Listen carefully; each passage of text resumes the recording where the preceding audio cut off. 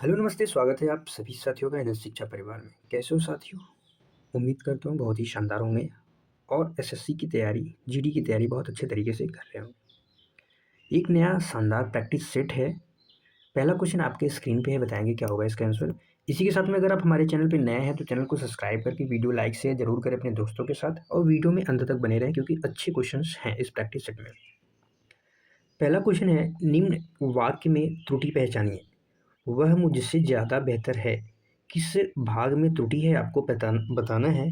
Option A है वह मुझसे, ऑप्शन बी है ज़्यादा बेहतर, सी है कोई त्रुटि नहीं है। किस भाग में त्रुटि है या कोई त्रुटि नहीं है, बताएंगे क्या होगा क्वेश्चन नंबर 1 का राइट आंसर। तो साथ ही आप यहाँ पे देखेंगे, यहाँ पे जो बेहतर शब्द का इस्तेमाल हुआ है, इसका अर्थ जो होता है वो क्या होता है, ज़्यादा अच्छा। इसका अर्थ ऑलरेडी होता है ज़्यादा अच्छा। तो आप कह सकते हैं ज़्यादा अच्छा जब होता है तो यहाँ पे ज़्यादा की कोई आवश्यकता नहीं थी, ज़्यादा की कोई आवश्यकता नहीं थी। तो इसका राइट आंसर क्या हो जाएगा, ऑप्शन बी करेक्ट हो जाएगा क्योंकि इस भाग में त्रुटि है। यह वाक्य ऐसे होना चाहिए था कि वह मुझसे बेहतर है, वह मुझसे बेहतर है, यह वाक्य क्या हो जाता, सही हो जाता। अगले क्वेश्चन की तरफ चलते हैं। क्वेश्चन नंबर 2 आपके स्क्रीन पे है, बताएंगे अधोमुख शब्द में कौन सा समास है। अधोमुख शब्द में कौन सा समास है। कर्मधारय समास है, अव्ययी भाव समास है, तत्पुरुष समास है या बहुव्रीहि समास है। कौन सा समास है, बताएंगे फटाफट से। अधोमुख बताएंगे साथ ही क्या होगा इसका राइट आंसर। अधमुख का जब हम समास विग्रह करेंगे तो क्या हो जाएगा, अध का अर्थ होता है अध, अध होगा और धनमुख, अध धनमुख। और अधा का साथ ही जो अर्थ होता है वो क्या होता है, नीचे।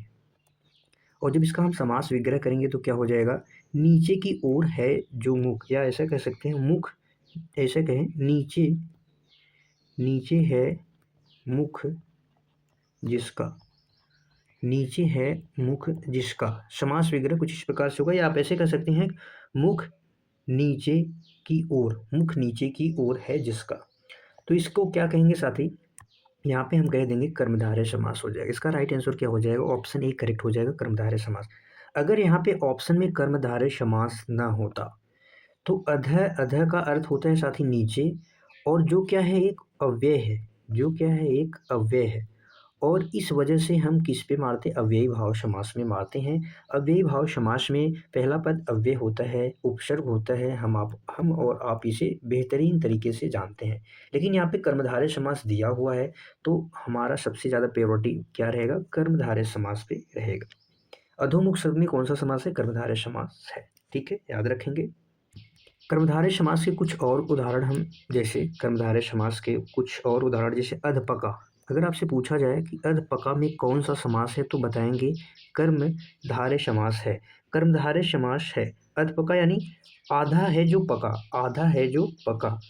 ऐसे ही पूछ दिया जाए आपसे वचनामृत, वचनामृत में कौन सा समास है तो साथ ही आप बताएंगे वचनामृत में भी कौन सा समास है, कर्मधारय समास है। और एक प्रसिद्ध, बहुत प्रसिद्ध उदाहरण है काली मिर्च, काली मिर्च में कौन सा समास है। जब इसका हम समास विग्रह करेंगे तो क्या होगा, काली है जो मिर्च, अर्थात क्या हो जाएगा, कर्मधारय समास हो जाएगा। इसमें भी क्या हो जाएगा, कर्मधारय समास हो जाएगा, याद रखेंगे। अगर अब यही भाव समास के एक दो उदाहरण हम बताएं आपसे कि कौन कौन से होते हैं, जैसे आपसे पूछ दिया जाए बेकायदा, बेकायदा में कौन सा समास है तो यहाँ पे बे उपसर्ग है तो अव्ययी भाव समास हो जाएगा, लेकिन यहाँ पे कर्मधारय समास इसमें नहीं होगा। वैसे आपसे पूछ दिया जाए निधड़क, निधड़क, निधड़क में कौन सा समास है, अव्ययी भाव समास है।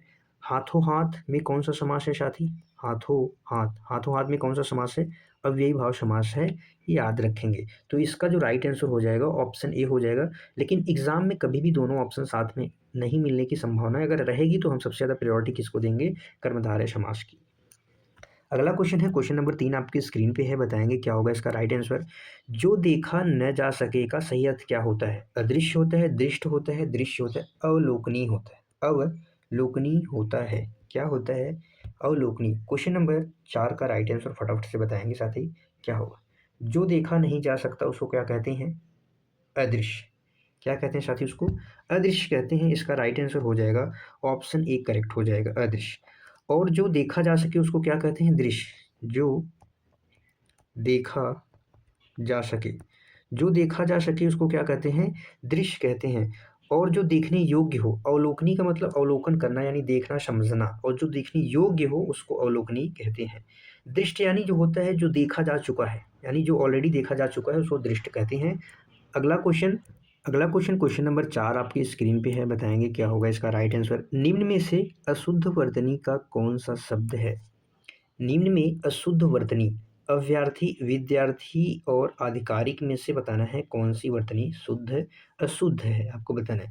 तो इसका राइट आंसर हो जाएगा, बहुत सिंपल सा क्वेश्चन है, बी हो जाएगा, क्योंकि अभ्यर्थी की जो वर्तनी शुद्ध है वो ऑप्शन सी में करेक्ट है विद्यार्थी की। तो विद्यार्थी, अभ्यर्थी और अधिकार, एक शब्द होता है अधिकार। अधिकार, अधिकार में साथ ही इक प्रत्यय जुड़ा है, कौन सा प्रत्यय? इक प्रत्यय जुड़ने से क्या हो जाता है? आधिकारिक हो जाता है। क्या होता है? आधिकारिक। ठीक है, इसका राइट आंसर हो जाएगा ऑप्शन बी। अगला क्वेश्चन नंबर 5 आपके स्क्रीन पर, वह काम कर चुका है, वह काम कर चुका है, यह काल है, कौन सा काल है? अपूर्ण भूतकाल, पूर्ण भूतकाल, वर्तमान पूर्ण काल या सामान्य वर्तमान काल? सामान्य वर्तमान काल का उदाहरण जैसे वह खाता है, वह जाता है, ये सामान्य वर्तमान काल हो गया साथी मेरे। और पूर्ण वर्तमान काल जैसे उसने खाना खा लिया है, उसने खाना खा लिया है यानी ये पूर्ण हो गया, उसने खाना खा लिया है। वर्तमान समय में कार्य अगर पूर्ण हो जाए तो वो पूर्ण वर्तमान हो जाता है। और जो अपूर्ण भूत होता है वो क्या होता है? कार्य से वह काम कर, जैसे अपूर्ण भूत काल में क्या होता है कि कार्य बीते हुए समय में पहले तो हो, बीते समय में, और बीते समय में शुरू हो और वर्तमान समय में क्या हो रहा हो, तो वही अपूर्ण भूतकाल होता है। और पूर्ण भूतकाल जैसे वह आ रहा था, वह आ रहा था, वह खा रहा था, इसका राइट आंसर हो जाएगा ऑप्शन बी। जब कार्य बीते हुए समय में, चुका है, चुकी है, चुके हैं, ये भूतकाल की सहायक क्रिया हैं, और ये क्या करती हैं? किसको बताती हैं? काल में भूतकाल को बताती हैं। और जो कार्य बी पूर्ण हो गया यानी कंप्लीट हो चुका है उसको पूर्ण भूतकाल कहते हैं। तो वह काम कर चुका है यानी कार्य क्या हुआ है? कार्य पूरा हो चुका है, इसलिए हम इसे पूर्ण भूतकाल कहेंगे। इसका राइट आंसर ऑप्शन बी हो जाएगा। अगला क्वेश्चन नंबर 6 आपकी स्क्रीन पे है, बताएंगे साथी। राम, श्याम तथा मोहन यह समुच्चय बोधक हैं। विरोध, विकल्प, संयोजक, कारक, कौन से समुच्चय बोधक हैं? बताएं साथी। इसका राइट आंसर क्या होगा? इसका राइट आंसर हो जाएगा ऑप्शन सी हो जाएगा इसका राइट आंसर। क्यों? क्योंकि जो संयोजक होते हैं वो क्या करते हैं साथी? शब्दों को आपस में जोड़ते हैं। क्या करते हैं संयोजक? शब्दों को या वाक्यांशों को वो क्या करते हैं? और के माध्यम से, तथा के माध्यम से जोड़ते हैं। तो इसका राइट आंसर हो जाएगा ऑप्शन सी संयोजक। राम, श्याम तथा मोहन ये एक दूसरे से कनेक्ट हो रहे हैं संयोजक के माध्यम से। अगला क्वेश्चन नंबर 7 आपके स्क्रीन पर है। अत्यधिक में उपसर्ग कौन सा है? अत्यधिक में कौन सा उपसर्ग है? अति है, अधिक है, अत्य है या कोई नहीं है? इसका हम जब संधि विच्छेद करेंगे, अलग अलग करेंगे तो क्या होगा? अति होता है एक शब्द अति, उसके बाद अधिक, अधिक में अति उपसर्ग जुड़ा है, तो इसका राइट आंसर क्या हो जाएगा? ऑप्शन ए हो जाएगा करेक्ट। अगले क्वेश्चन की तरफ चले, क्वेश्चन नंबर 8 है आपके स्क्रीन पे, बताएंगे क्या होगा इसका राइट आंसर। निम्न कथन देखना है और बताना है कि साथी केवल एक सही है, केवल दो सही, या दोनों गलत है। कथन है गृह कार्य, गृह कार्य में कर्मधारय समास है। राजपुत्र में कौन सा समास है या तत्पुरुष समास है? क्या दोनों सही या दोनों गलत है? गृह कार्य का जब हम समास विग्रह करेंगे तो क्या हो जाएगा? गृह का मतलब होता है घर, गृह के लिए कार्य, गृह के लिए कार्य। और जैसे ही यहाँ पे के लिए दिख गया तो के लिए किसको दर्शाता है साथी? तत्पुरुष समास, क्योंकि ये कारक चिन्ह है और तत्पुरुष समास में कारक चिन्ह का इस्तेमाल होता है, इसमें लोप होता है। तो पहला तो गलत हो गया भाई। राजपुत्र यानी राजा का पुत्र, किसका पुत्र है? राजा का, तो का यहाँ पे कारक विभक्ति इस्तेमाल हुआ, इसका भी लोप है, तो इसमें कर्मधारय समास है, यानी दूसरा सही हो जाएगा। इसका राइट आंसर हो जाएगा ऑप्शन बी, केवल दो सही है। क्या है? केवल दो सही है। कर्मधारय समास में एक पद विशेषण और एक पद विशेष होते हैं, तो वहाँ पे कर्मधारय समास होता है। तो यहाँ पे गृह कार्य यानी घर के लिए कार्य दिया जाएगा तो उसको गृह कार्य कहेंगे, तो यहाँ पे तत्पुरुष समास का उदाहरण होगा। अगला क्वेश्चन नंबर 9, उसने मुझे किताब दी। उसने साथी मुझे क्या दी? उसने मुझे किताब दी। यहाँ पे मुझे क्या है? कर्ता है, कर्म है, करण है, संबंध है, क्या है? यहाँ पे साथी अगर हमसे कहें हमने उसने मुझको किताब दिया, इसको मुझको, को का अर्थ यहाँ पे किसके लिए है? के लिए के संबंध में यूज हुआ है, यानी वो किताब किसके लिए है? मेरे लिए है। उसने मुझे यानी मेरे लिए वो किताब दी, तो यहाँ पे होना चाहिए था संप्रदान कारक। यहाँ पे इसका चिन्ह होता है को, और जो क्या दर्शाता है? के लिए दर्शाता है। ठीक है, के लिए दर्शाता है। लेकिन यहाँ पे को का अर्थ नहीं है, तो यहाँ पे कर्म कारक का भी चिन्ह क्या होता है, को, तो हम इसका राइट आंसर मारेंगे को, क्योंकि उसने मुझे किताब दी। यहाँ पे कर्म क्या हो जाएगा, किताब, कर्म क्या हो जाएगा, किताब, और किसको दी, मुझको, तो ये कर्म ये हो गया, तो यहाँ पे कर्म कारक भी हम इसको कर सकते हैं। अगला क्वेश्चन नंबर 10 आपके स्क्रीन पे है। कौन सा वाक्य साथी गलत है, त्रुटिपूर्ण वाक्य को चुनिए। वह स्कूल जाता है, मैं खाना खा चुका हूँ, उसने मुझे एक सलाह दिया, वे खेल रहे हैं। कौन सा वाक्य है जो क्या है साथी, अशुद्ध वाक्य है। तो इसका राइट आंसर हो जाएगा वह स्कूल जाता है, सही है। मैं खाना खा चुका हूँ, वे खेल रहे हैं, इसका राइट आंसर हो जाएगा साथी ऑप्शन सी। उसने मुझे एक सलाह दी अगर होता तो बहुत सही होता, क्योंकि सलाह दी जाती है, दिया नहीं जाता। सलाह दी जाती है, कोई सामान दिया जाता है, सलाह क्या है, दी जाती है। तो सलाह दी, या उसने मुझे एक सलाह दी, तो यहाँ पे करेक्ट हो जाएगा, दिया नहीं होगा, सलाह दी जाती है। अगला क्वेश्चन नंबर 11 आपके स्क्रीन पे है। जिसका कोई अंत न हो के लिए एक शब्द उसको अनंत कहेंगे, अंतहीन, असीम, अजर। बताएंगे क्या होगा क्वेश्चन नंबर 11 का राइट आंसर। जिसका कोई अंत न हो उसे क्या कहते हैं, अनंत कहते हैं, इसका राइट आंसर हो जाएगा। ठीक है, जिसका कोई अंत न हो। असीम का अर्थ होता है साथी जिसकी कोई, इसका अर्थ होता है जिसकी कोई सीमा न हो, सीमा न हो। और ससीम होता है जिसकी सीमा हो, इसका अपोजिट हो जाएगा ससीम। ससीम यानी जिसकी सीमा हो। अजर का अर्थ होता है साथी जो बूढ़ा न हो, जो बूढ़ा न हो उसको अजर कहते हैं। तो इसका राइट आंसर हो जाएगा ऑप्शन ए। अगला क्वेश्चन, वह तेजी से दौड़ा, वह तेजी से दौड़ा। तेजी से क्या है, विशेषण है, संज्ञा है, क्रिया है, या सर्वनाम है। सर्वनाम के भेद 6 होते हैं और शब्दों की संख्या क्या होती है, 11 होती है। वो संज्ञा के स्थान पे प्रयुक्त होते हैं सर्वनाम। जैसे यह यहाँ पे वह क्या है, ये सर्वनाम है, तो इसका डी तो होगा नहीं। और ये क्रिया विशेषण जो होते हैं साथ ही किसकी विशेषता बताते हैं, तो क्रिया की विशेषता बताते हैं। यहाँ पे क्रिया क्या है, दौड़ता है, ये क्रिया हो गया। और कैसे दौड़ता है, तेजी से, तो क्या हो जाएगा, इसका राइट आंसर ऑप्शन सी हो जाएगा।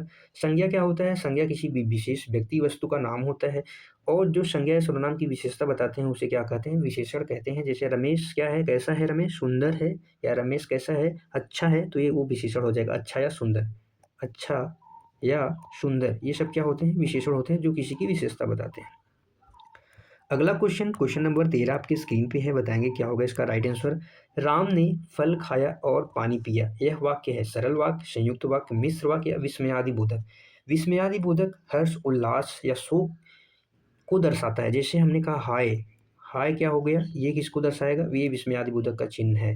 हाय, आ, ये सब क्या है साथी, यहाँ पे ये शब्द इस्तेमाल हुए हैं क्या, नहीं हुए हैं, तो ये विस्मयादि बोधक नहीं हो सकता। मिश्र वाक्य में साथी क्या होता है, एक आश्रित वाक्य होता है और एक वाक्य उस पर आश्रित होता है। जैसे मोहन ने कहा कि वह बाजार जाएगा, तो यह क्या हो जाएगा कि क्या है, एक संयोजक के माध्यम से जुड़ा है, तो वो मिश्र वाक्य होता है। संयुक्त वाक्य दो स्वतंत्र वाक्य हैं और किसके द्वारा, एक संयोजक और के माध्यम से जुड़ेंगे, दोनों स्वतंत्र होंगे अपने आप में, तो इसका राइट आंसर हो जाएगा ऑप्शन बी। जैसे राम ने फल खाया, यह क्या हो जाएगा, सरल वाक्य हो जाएगा। और के माध्यम से पानी पिया, तो यहाँ पे संयुक्त वाक्य। अगला क्वेश्चन नंबर 14 आपकी स्क्रीन पे है। कवि का स्त्रीलिंग क्या होगा, कवि का स्त्रीलिंग क्या है, कवित्री है, कवित्री, कवयित्री, कविनी। इसका राइट आंसर हो जाएगा ऑप्शन सी। ये अक्सर एग्जामों में पूछा जाता है, ध्यान रखेंगे। इसी के साथ में अगला क्वेश्चन नंबर 15 आपकी स्क्रीन पर है। बताएंगे साथ ही क्या होगा क्वेश्चन नंबर 15 का राइट आंसर। क्वेश्चन नंबर 15 है, जलपान में कौन सा समास है, तत्पुरुष समास, कर्मधारय समास, बहुव्रीहि समास, या द्वंद्व समास। जब हम साथी जलपान का समास विग्रह करेंगे तो क्या हो जाएगा, जल और पान, जल और पान। तो यहाँ पे क्या हो जाएगा, दोनों पद प्रधान हो जाएंगे, तो यहाँ पे क्या हो जाएगा, द्वंद्व समास हो जाएगा। ऑप्शन डी करेक्ट हो जाएगा, जल और पान क्या हो जाएगा, दोनों पद प्रधान। अगला क्वेश्चन नंबर 16 आपके स्क्रीन पर है। उसके पास कोई धन नहीं है, उसके पास कोई धन नहीं है। कोई क्या है, अनिश्चयवाचक सर्वनाम, निश्चयवाचक सर्वनाम, संबंध या प्रश्नवाचक सर्वनाम। हमने आपको बताया साथी सर्वनाम के 6 भेद होते हैं। इनके शब्दों की संख्या पूछी जाए तो 11 होते हैं। निश्चयवाचक सर्वनाम साथी क्या होते हैं, शब्द जो और सो होता है। अनिश्चयवाचक में होते हैं कोई और कुछ, कोई और कुछ होते हैं। संबंधवाचक में साथी क्या होते हैं, जो और सो होते हैं। संबंधवाचक में जो और सो होते हैं। प्रश्न में क्या होते हैं, कौन और क्या, कौन और क्या होते हैं। निश्चयवाचक सर्वनाम के जो चिन्ह होते हैं साथी वो क्या होते हैं, निश्चयवाचक के सर्वनाम में यह और वह होते हैं, यह और वह, जो किसी निश्चित वस्तु का बोध कराते हैं। तो आप देख लेंगे किस कौन से शब्द हैं जो अनिश्चित वस्तु का जब कोई चीज़ अनिश्चय व्यक्ति वस्तु का जिससे बोध हो वही अनिश्चयवाचक सर्वनाम होता है। इसका राइट आंसर हो जाएगा ऑप्शन बी। अनिश्चय में कोई और कुछ आता है तो कोई यहाँ पे क्या हो जाएगा, अनिश्चयवाचक सर्वनाम। अगला क्वेश्चन, क्वेश्चन नंबर 17, सदा का पर्यायवाची क्या है? सदा एक शब्द है, इसका पर्यायवाची क्या होता है? कभी होता है, हमेशा होता है, अब होता है या आज होता है? सदा को साथ ही हम क्या कह सकते हैं, हमेशा कह सकते हैं। सदा यानी हमेशा, या इसे सर्वदा भी कह सकते हैं, सर्वदा। सर्वदा के बाद नित्य, नित्य यानी हर रोज होता है। शाश्वत कह सकते हैं, सदाकाल कह सकते हैं, लगातार भी कह सकते हैं, लगातार। तो इसका राइट आंसर क्या हो जाएगा, ऑप्शन बी करेक्ट हो जाएगा, सदा हमेशा का पर्यायवाची है। अगले क्वेश्चन पे चलते हैं। क्वेश्चन नंबर 18 आपके स्क्रीन पे है, बताएंगे क्या होगा इसका राइट आंसर। कठिन का विलोम साथी आपको बताना है क्या होगा।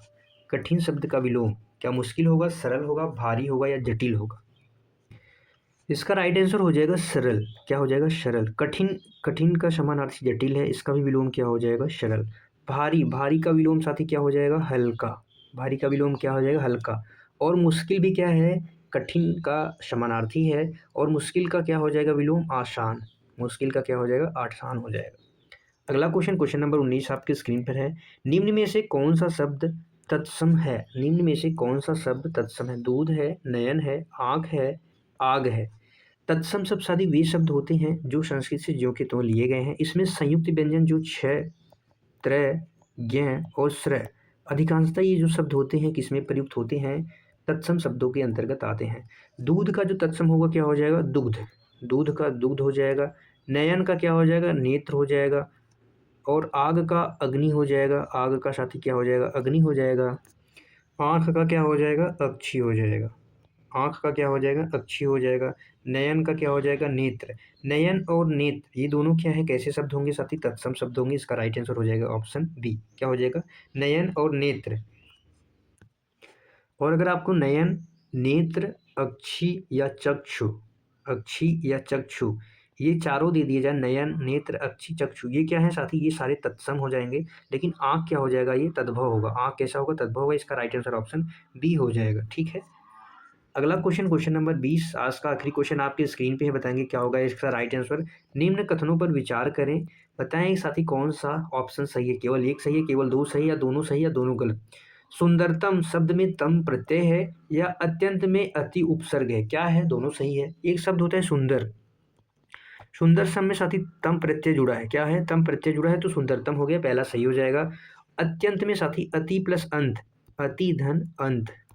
अति धन अंत, अति क्या है यहाँ पे, उपसर्ग है, ये भी सही हो जाएगा। उपसर्ग जो होते हैं शब्दांश होते हैं, जो क्या होते हैं, मूल शब्द के पहले प्रयुक्त होते हैं। और जो प्रत्यय होते हैं वो साथी क्या है, मूल शब्द के बाद में आते हैं। किसके आते हैं, मूल शब्द के बाद, मूल शब्द के बाद आते हैं। तो इसका राइट आंसर हो जाएगा ऑप्शन सी, दोनों सही हो जाएंगे। ठीक है। आज के लिए बस इतना ही था साथी। बताएंगे कैसा प्रैक्टिस सेट था। और ये हमारा टेलीग्राम चैनल है, आप इसको ज्वाइन कर सकते हैं, वहाँ पे ये क्लासेस आपको मिलेंगी। ठीक है। इसी के साथ में तब तक के लिए बाय बाय साथी। Thank you so much. खुश रहिए, मस्त रहिए, पढ़ते रहिए। फिर मिलेंगे अगली क्लास में, तब तक के लिए बाय बाय। जय हिंद साथियों।